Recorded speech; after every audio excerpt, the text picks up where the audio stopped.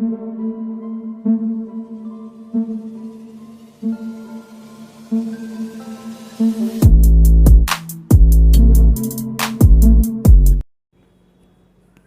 दोस्तों, scary story official में आप सबका स्वागत है। आज की कहानी की तरफ बढ़ने से पहले चैनल को सब्सक्राइब कर लीजिए और अगर कहानी अच्छी लगती है तो प्लीज़ लाइक एंड कमेंट करना मत भूलिएगा। तो आज की कहानी की तरफ बढ़ने से पहले मैं आप लोगों से ये कहना चाहती हूँ कि बहुत लोग होंगे जो विश्वास नहीं कर सकते हैं इन सब चीज़ों पर, बिल्कुल भी नहीं। लेकिन जिनके ऊपर ये सब बीतती है ये वही समझ सकते हैं और वही बता सकते हैं अच्छे से। हम आप तो सिर्फ बातें कर सकते हैं और स्टोरी सुना सकते हैं, आप सुन लीजिए। लेकिन जिसके ऊपर बीतती है वो बेहतर समझ सकता है, क्योंकि ये बहुत बड़ी चीज़ें होती हैं और बहुत ज़्यादा नुकसान पहुंचाती हैं। तो ऐसी ही एक कहानी है जो मेरे पास आई है और मैं आप लोगों को सुनाना चाहती हूँ, क्योंकि ये सुनने के बाद मैं भी बहुत ज़्यादा डर गई थी कि ऐसा भी होता है किसी के साथ और ऐसी चीज़ें भी इंसिस्ट करती हैं इस दुनिया में। कई कहानियाँ आईं लेकिन ये कहानी बहुत ही ज़्यादा डरावनी थी। ये कहानी है यूपी के एक छोटे से कस्बे की और जिन्होंने ये कहानी भेजी है उन्होंने अपना नाम बताने से मना किया है। तो मैं आपकी कहानी सुना रही हूँ और आप लोग ध्यान से सुनिए। उससे पहले जल्दी से शेयर कर दीजिए कहानी को। कहानी है एक ऐसी फैमिली जो घर में एक तरह से कह सकते हैं सास ससुर हैं और एक बहू है और एक बेटा है। उनका फैमिली बहुत अच्छे से चल रही थी। ये लोग इतने खुश थे क्योंकि फैमिली कंप्लीट थी। इनकी बेटियों की शादी हो गई थी, एक ही बेटा था और उनके 2 नाती भी हो गए थे। पूरी फैमिली कंप्लीट थी, बहुत अच्छे थे सब लोग। पर कहते हैं ना कि कुछ ना कुछ कमी रह जाती है, तो वही था इनकी फैमिली के साथ। सब कुछ अच्छा था लेकिन बस एक घर की कमी थी। इनके पास अपना खुद का घर नहीं था, किराए के घर में अभी तक रहते थे। लेकिन अब इनका बेटा भी अच्छा कमाने लगा था, तो उसने सोचा कि एक घर ले लेते हैं जिसमें हम पूरी फैमिली अच्छे से रहेंगे। तो घर का पता करते हैं और एक घर इनको मिल भी जाता है। फैमिली बहुत खुश होती है कि चलो अच्छा है, अपना घर होगा। घर ठीक था, उसमें 2-3 कमरे थे, आंगन था और 1 मंजिला घर ही था। तो ये लोग घर देख कर आते हैं, घर पसंद आ जाता है, लेकिन वहाँ आस पड़ोस में किसी के घर नहीं थे। एक बड़ा सा मैदान था, वहाँ कुछ घर बने हुए थे। नई नई प्लॉटिंग हो रही थी, तो इन्होंने सोचा कि चलो ले लेते हैं। अपना गांव भी नज़दीक में है और यहाँ पर अगर घर रहेगा तो यहाँ से शहर भी नज़दीक है और हमारा गांव भी नज़दीक है। बीच में था वो घर, तो इनको सही लगा। अब इन्होंने घर तो ले लिया था, घर की मरम्मत करवानी थी, क्योंकि जिनका घर था उन्होंने सिर्फ 2 कमरे बनवा के 3 कमरे बनवा के छोड़ दिए थे। बाकी चीज़ें पुरानी, मतलब ये सोचिए पुराना घर था तो टूट फूट गया था। तो ये जो घर के मालिक थे उनका नाम था दिनेश और उनकी वाइफ सरला और उनका बेटा था राजेश। तो राजेश जी अपने पापा से बोलते हैं कि पापा घर की मरम्मत करवानी है, तो पहले मरम्मत करवा लेते हैं, उसके बाद गृह प्रवेश करेंगे। तो उनके पापा बोलते हैं ठीक है। तो वो मरम्मत कराने के लिए लेबर लगवाते हैं और मरम्मत हो जाती है 2-3 दिन में, क्योंकि बहुत जल्दी उन्हें शिफ्ट होना था। तो सारा काम बहुत जल्दी हो जाता है और पुताई का काम चल रहा था। तो इनके पिताजी बोलते हैं ऐसा है, पुताई का काम चल रहा है तो सामान धीरे धीरे पहुंचा दो। जिस जिस कमरे में पुताई हो गई है वहाँ वहाँ सामान शिफ्ट कर देते हैं और सफाई होती जाएगी साथ में, क्योंकि इधर अगर खाली नहीं करते हैं तो मकान मालिक पैसे मांगने लगेगा और महीना पूरा होने वाला है। तो राजेश जी भी बोलते हैं हाँ ठीक है। तो जैसे ही उधर पुताई 1-2 कमरों में हो जाती है तो ये लोग धीरे धीरे अपना सामान पहुँचाने लगते हैं। अब इस जल्दबाजी में ये लोग पूजा वूजा करवाना भूल जाते हैं और सोचते हैं शिफ्टिंग के बाद करवा लेंगे। इनके पापा भी यही बोलते हैं कि चलो शिफ्ट हो जाएंगे, उसके बाद अच्छे से हम लोग पूजा कर लेंगे। लेकिन जब काम ख़त्म हो जाता है वहाँ का 5-6 दिन बाद और ये लोग शिफ्ट करते हैं तो उनके नाती की तबीयत बहुत ख़राब हो जाती है दिनेश जी के। तो वो लोग उसे हॉस्पिटल ले जाना और इन सब चक्कर में पूजा भूल जाते हैं। उसकी तबीयत बहुत ज़्यादा ख़राब थी। घर के बाहर थोड़ी जगह थी तो राजेश जी ने वहाँ छोटा सा गार्डन बनवा लिया था, जाली लगवा ली थी और उसमें थोड़े पेड़ पौधे लगवा दिए थे। तो जब कुछ दिन बीतते हैं, 1 महीना हो जाता है, तो उन्होंने ध्यान दिया कि अब उनके घर में किसी न किसी की तबीयत ख़राब रहती है। और पता नहीं क्यों जब से इस घर में आए हैं पैसे की बरकत नहीं हो पा रही है, पैसे नहीं बच रहे हैं और किसी न किसी की तबीयत ख़राब है। तो उनके पड़ोस में 2 घर थे तो उन्होंने सोचा कि इनसे सलाह लेते हैं और पूछते हैं कि आखिर क्या प्रॉब्लम है। तो वो अपनी वाइफ से बोलते हैं, प्रीति से, कि प्रीति तुम पड़ोस में जाओ और एक दूसरे कुछ लोगों से पूछो कि भाई इतनी प्रॉब्लम है, क्योंकि यहाँ हमारा और कोई तो है नहीं, ये पड़ोसी ही है। तो ये अपना घर का काम निपटा करके बाहर बैठती है और लोगों से बातचीत करना शुरू करती है, थोड़ा व्यवहार बनाती है और धीरे धीरे उनकी बातचीत अच्छी होने लगती है। और एक दिन जो पड़ोसी थे, उनकी सास थी, वो कहती हैं प्रीति से कि तुम लोगों ने ये घर क्यों लिया, क्योंकि ये घर तो ठीक नहीं है। तो कहती क्यों ठीक क्यों नहीं है, हाँ मरम्मत करवाना था तो वो हमने करवा लिया है और घर तो ठीक है और हमें जल्दबाजी में चाहिए था इसलिए हम लोगों ने ये घर ले लिया है। तो वो आगे कुछ बोलती नहीं है और इन्हें घूर घूर कर देख रही थी। प्रीति कुछ समझ नहीं पा रही थी लेकिन अब कुछ कह भी नहीं सकती थी। तो उसी रात प्रीति की सास सरला जी की तबीयत बहुत ज़्यादा ख़राब हो जाती है। तो उसे लेकर राजेश जी हॉस्पिटल जाते हैं, दिनेश जी भी जाते हैं साथ में। डॉक्टर टेस्ट करते हैं लेकिन रिपोर्ट में कुछ निकल नहीं रहा था। उनकी मम्मी को चलने में और बोलने में बहुत प्रॉब्लम हो रही थी, यहाँ तक कि अब वो धीरे धीरे उनकी कंडीशन बहुत ख़राब होती जा रही थी। वो चलने फिरने में भी लाचार थी और अब तो वो खाना पीना भी अपने हाथ से नहीं खा पा रही थी।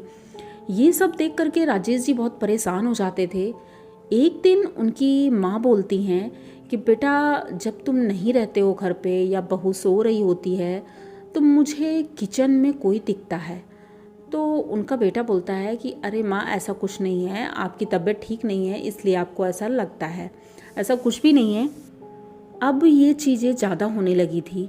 एक दिन उनकी सास बाथरूम में जा रही थी और उन्होंने देखा बाथरूम के अंदर कोई लड़की है जो कपड़े चेंज कर रही है। ये देख करके वो एकदम से चीखने लगती हैं। तो उनकी बहू आती है, प्रीति आती है दौड़कर और पूछती है मम्मी क्या बात है। तो वो चल नहीं पाती थी तो डंडा लेकर चलती थी। उन्होंने बताया, इशारा किया कि अंदर बाथरूम में कोई है। तो प्रीति दरवाज़ा खोलती है क्योंकि बाहर से बंद था और मम्मी से कहती है कि मम्मी दरवाज़ा तो बंद है तो आपको कैसे दिख रहा है। तो उन्होंने बोला नहीं, दरवाज़ा खुला था अभी और मुझे अंदर कोई दिखा है। तो सब लोग सोचते हैं इनका शायद दिमागी संतुलन खराब हो गया है और इसीलिए ऐसा कर रही हैं, क्योंकि इनकी तबीयत भी ठीक नहीं रहती है। अब धीरे धीरे उनकी मम्मी जी की कंडीशन बहुत ख़राब हो रही थी, यहाँ तक कि बेड पर ही वो टॉयलेट कर देती थी और कह नहीं सकते हैं, बहुत ज़्यादा उनकी कंडीशन ख़राब थी, वो बेड से उठ भी नहीं पाती थी। तो वो बोलती थी कि मुझे घर में कोई दिख रहा है, घर में एक नहीं कई लोग हैं, लेकिन सब लोग देखते थे तो किसी को कुछ नहीं दिखता था। धीरे धीरे अब इनके पति जो थे, इनकी सासू माँ के, दिनेश जी ने सरला जी से कहा कि तुम क्या बोल रही हो, तुम्हें पता भी है बच्चों को डर लगेगा और ये सारी बातें अच्छी नहीं होती हैं। तो वो चुप हो जाती थी और वैसे भी उनकी लैंग्वेज कोई समझ नहीं पाता था क्योंकि उनके गले में प्रॉब्लम हो गई थी। तो वो एक दिन लेटी थी और उनकी बहू उनके लिए जूस रख के गई थी ग्लास में।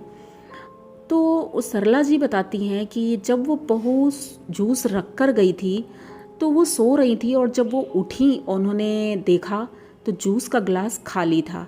अब उन्होंने अपनी बहू से कहा कि बहू इस ग्लास में क्या रखा था तुमने। तो वो बताती है, अरे मम्मी जी मैं आपके लिए जूस रख के गई थी, आपसे बोला भी था कि मम्मी जी जूस पी लो, क्योंकि बच्चे उधर परेशान कर रहे थे तो मैं बच्चों को देख रही थी। तो उन्होंने बोला कि मैं तो सो रही थी, मैंने तो जूस पिया ही नहीं। तो फिर ये जूस कहाँ चला गया। सबने सोचा कि शायद ये झूठ बोल रही हैं और इन्होंने पी लिया होगा, हो सकता है भूल गई हों क्योंकि इनकी तबीयत ठीक नहीं रहती है। उनकी बात को कोई सुन नहीं रहा था, समझ नहीं रहा था। एक दिन सरला जी सो रही थी और अचानक से उनकी बहू जब कमरे में आती है तो वो देखती है कि उनकी मम्मी की चारपाई के चारों तरफ 4 लोग खड़े हुए हैं और वो काले कपड़े पहने हुए हैं और उनकी मम्मी जी उन सब से बात कर रही हैं। ये देख कर के प्रीति डर जाती है और दरवाज़ा धीरे से बंद करके बाहर आती है और अपने ससुर जी से बताती है कि पापा जी, मम्मी जी के पास कमरे में कोई है। तो वो कहते हैं नहीं बेटा, वो तो अकेली हैं और सो रही हैं। तो कहते हैं नहीं, चलो देखो चल के। तो अच्छा, उनके ससुर जी जब प्रीति के साथ अंदर जाते हैं तो देखते हैं कि वो आराम से सो रही है और वहाँ पर कुछ भी नहीं था। तो वो प्रीति को समझाते हैं, प्रीति तुम भी अपनी सासू माँ की तरह हो गई हो, तुम्हें भी अजीब अजीब सी चीज़ें दिखती हैं, अजीब हो, तुम दोनों का एक ही हाल है। तो प्रीति को विश्वास नहीं हो रहा था। अब उसे समझ में आ रहा था कि मम्मी जो अभी तक बता रही थी वो कहीं ना कहीं सच है, क्योंकि आज मैंने भी देखा है। तो अब प्रीति को डर लगने लगा था घर में। वो जिधर भी जाती थी उसे महसूस होता था कि उसके आसपास कोई है। अब वो मम्मी के पास ज़्यादातर समय मम्मी के पास रहती थी, क्योंकि मम्मी डर की वजह से किसी को बताती नहीं थी कि कोई विश्वास नहीं करेगा, और वो चुपचाप उसी चारपाई में पड़ी रहती थी। तो प्रीति उनके साथ ज़्यादा टाइम रहती थी। तो एक दिन प्रीति जब खाना लेकर मम्मी को खिलाने के लिए गई तो उसने देखा कि मम्मी जी रो रही हैं और दूसरी तरफ अपना चेहरा करे हुए हैं। तो प्रीति उनको उठाती है और पूछती है, मम्मी क्या बात है, क्यों रो रही हो, सब ठीक तो है? तो कहती नहीं बेटा, सब ठीक नहीं है। तो कहती क्यों, क्या हुआ? कहती क्योंकि वो जो 4 लोग आए थे वो बोल रहे थे कि वो मुझे जल्दी लेकर जाएंगे और इस घर में जितने भी लोग हैं एक एक करके ये सभी लोग हमारे साथ जाएंगे। तो प्रीति अब ये सुन करके तो बहुत ज़्यादा डर गई थी। तो उन्होंने पूछा ऐसा क्यों मम्मी जी, ऐसा ऐसा क्या हुआ? तो वो बताती हैं कि वो कह रहे थे कि ये घर उनका है और हम लोगों ने यहाँ आकर बहुत बड़ी गलती कर दी है, हमें नहीं यहाँ आना चाहिए। उन्होंने कहा कि अब तुम लोग आ गए हो तो यहाँ से जिंदा तो नहीं जाओगे। ये सुन कर के प्रीति बहुत डर जाती है। प्रीति अब कहती है कि पापा जी अब तो हमें कुछ करना ही होगा, क्योंकि ये कोई नॉर्मल बात नहीं है और हमारे लिए बहुत बुरा है ये। तो ये अपने ससुर जी से और अपने पति से बात करती है रात में ही, और सब सोने चले जाते हैं। तभी रात में अचानक से उनके घर में ऐसा लगता है जैसे भूकंप आ गया हो। सारी फ़ोटो भगवान के मंदिर में अभी फ़ोटो शिफ्ट नहीं हुई थी, लगी नहीं थी, उन लोगों ने पूजा की तरफ ध्यान ही नहीं दिया और वहाँ पर जितना सामान रखा था सारा फैल गया था। तो प्रीति ये सब उठकर देखती है और सारा समेट कर रखती है। अब उसे बहुत ज़्यादा डर लग रहा था। सुबह का इंतज़ार करती है कि उनके पंडित जी सुबह आने वाले थे, लेकिन जैसे ही सुबह का 6 बजता है और सभी लोग उठकर मम्मी जी के रूम में जाते हैं। मम्मी जी के पास पापा जी बगल में चारपाई में वो भी लेटे थे, लेकिन वो सो रहे थे। और जब प्रीति मम्मी जी के पास जाती है, उन्हें जगाने की कोशिश कर रही थी, तो वो उठती नहीं है। तो ये देख कर के प्रीति बहुत डर जाती है और रोना शुरू करती, चिल्लाना शुरू करती है। तो उनके ससुर जी उठते हैं, तो वो पूछते हैं क्या बात है? तो बताते हैं मम्मी जी हमारे बीच नहीं रही। ये सुन कर के पूरा घर एकदम बेहाल हो जाता है, सब रोने लगते हैं और ये बात भूल जाते हैं कि पंडित जी को बुलाना था। तो उनके क्रियाकर्म में और इन सब चीज़ों में ये लोग लग जाते हैं, लेकिन प्रीति के दिमाग में ये सारी चीज़ें चल रही थी। जैसे ही मम्मी का पूजा और ये सारी चीज़ें हुई तो प्रीति ने अपने हस्बैंड से कहा कि ऐसा है कि अब मैं इस घर में नहीं रहूँगी, आप लोग बात मानते नहीं हो और हमने मम्मी को खो दिया, लेकिन अब हम इस घर में नहीं रहेंगे। जब प्रीति इतनी जिद करती है तो राजेश को भी सुनना पड़ता है और उनके ससुर जी भी अब कुछ कर नहीं सकते थे। उन्होंने भी बोला कि ठीक है, अच्छा तुम जैसा चाहो वैसा हम करेंगे। तो ये लोग ये घर छोड़ करके और उसी किराए के घर में फिर से चले जाते हैं और दोबारा इस घर में कभी नहीं आते हैं। घर बेचने के लिए इन्होंने बहुत कोशिश की, लेकिन अब सबको पता चल गया था तो कोई ये घर खरीदना नहीं चाहता था और ये घर आज तक ऐसे ही पड़ा है, वो घर अभी बिका ही नहीं। ये कहानी प्रीति ने ही हमें लिखकर भेजी थी, तो आप लोगों को प्रीति की ये कहानी कैसी लगी? अगर अच्छी लगी हो तो प्लीज़ चैनल को सब्सक्राइब करिए, लाइक कमेंट करिए, शेयर करिए और बने रहिए हमारे साथ। इसी तरह की नई नई कहानियाँ मैं लेके आती रहती हूँ। तो मिलते हैं फिर किसी नई कहानी में, तब तक के लिए डरते रहिए।